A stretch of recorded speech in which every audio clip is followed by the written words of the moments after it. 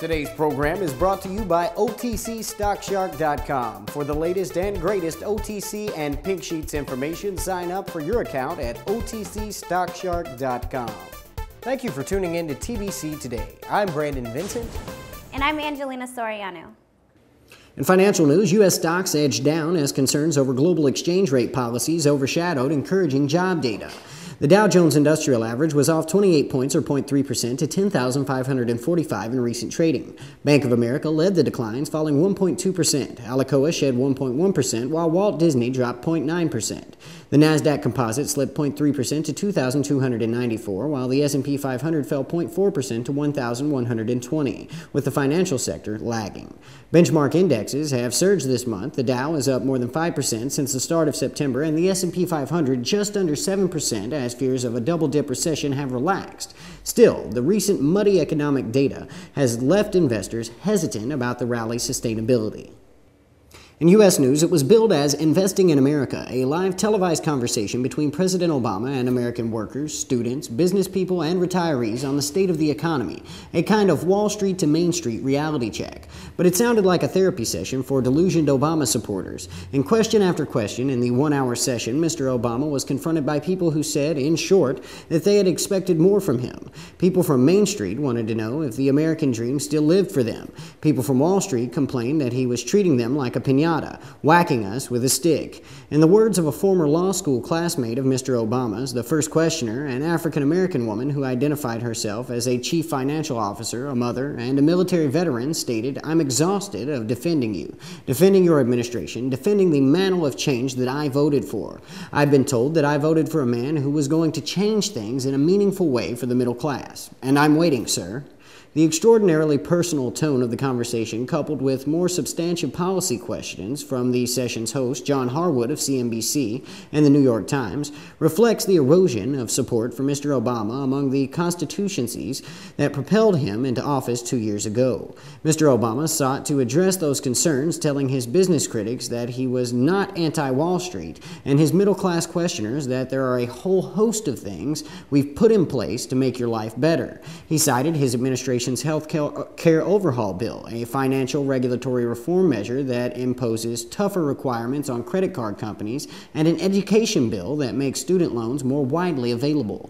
The president also laid down a challenge to the Tea Party movement, whose candidates have been defeating more mainstream Republicans in a string of recent primaries in Alaska, Delaware, and other states.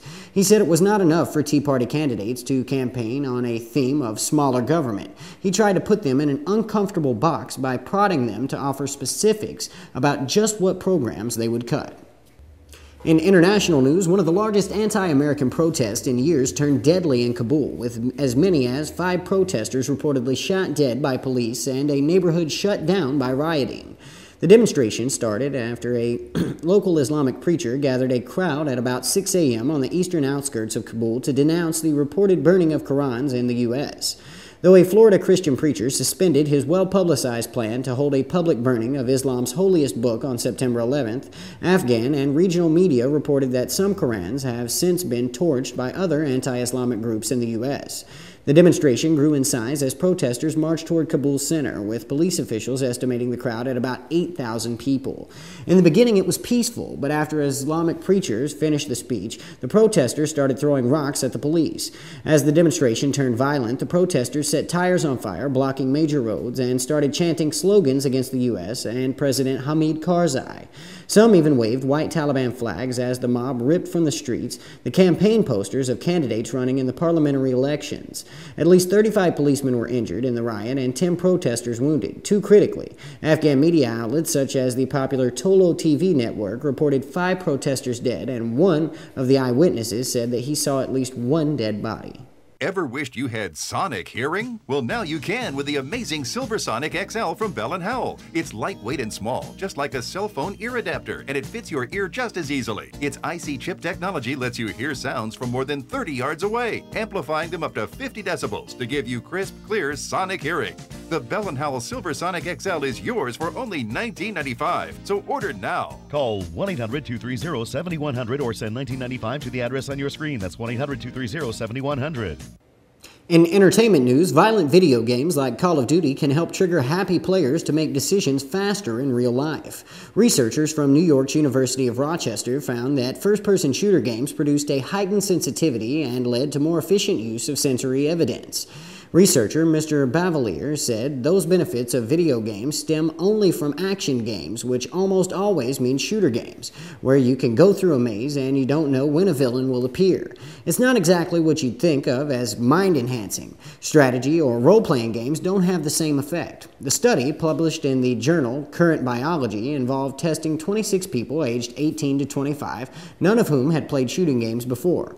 Over several months, half of the participants played 50 hours of shooting games like Call of Duty and Unreal Tournament, while the other half played 50 hours of strategy games like The Sims 2.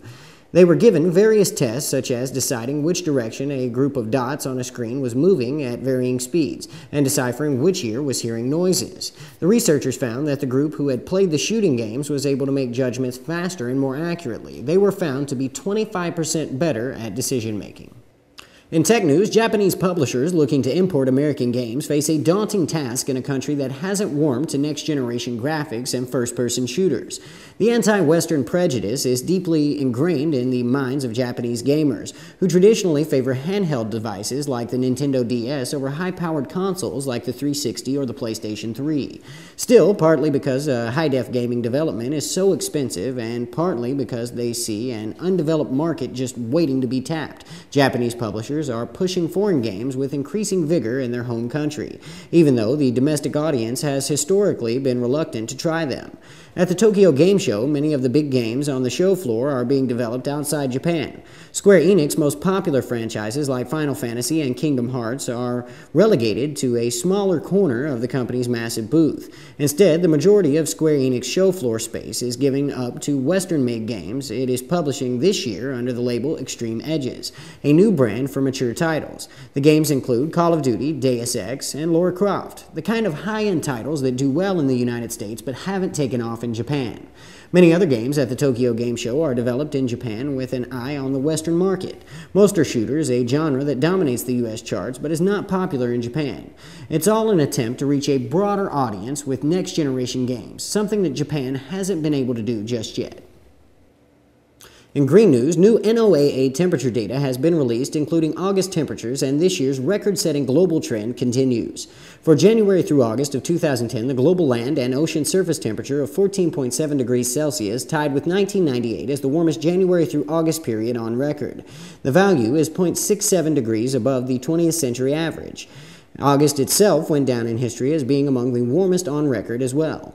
Looking at combined global land and ocean surface temperatures, August 2010 was the third warmest on record, with August 1998 still holding that title and August of 2009 coming in second. Last month, global average temperatures were 0.6 degrees above the 20th century average. Just looking at land temperature, August of 2010 was the second hottest on record, behind 1998 with temperatures running 0.9 degrees above average. The Northern Hemisphere summer as a whole was the second warmest on record. Global average temperatures were 1 degree above average. NOAA reports that the biggest variations from normal average temperatures occurred in the eastern part of the U.S., across eastern Canada, and much of Europe. Northwest Africa and parts of Asia also experienced much higher temperatures than normal. Cooler than average conditions prevailed across southern South America, central Russia, and most of Australia. For the year as a whole to date, the warmest temperature anomalies were observed in Canada, the northern part of the United States, southern Greenland, Africa, Southwest Asia, and the tropical portions of the North Atlantic Ocean. Cooler than normal temperature anomalies occurred across Central Asia, the Eastern Pacific Ocean, and the Southern Oceans. Thank you for tuning in to TBC Today. I'm Brandon Vincent. And I'm Angelina Soriano.